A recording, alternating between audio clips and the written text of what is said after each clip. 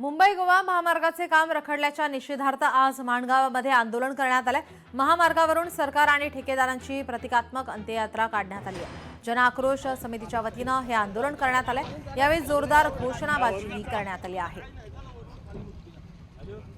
अरे या सरकारचं करायचं काय? अरे या सरकारचं करायचं काय?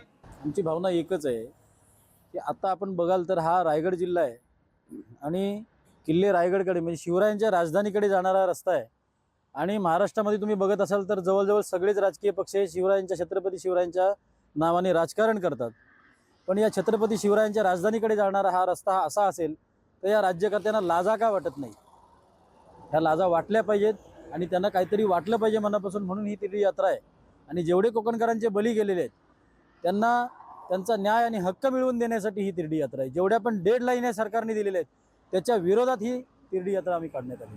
तर सर्वांना ठेकेदार, प्रशासकीय अधिकारी, आमदार, खासदार या सर्वांच्या विरोधात ही तिरडी यात्रा जनाक्रोश समितीने इथे केलेली आहे।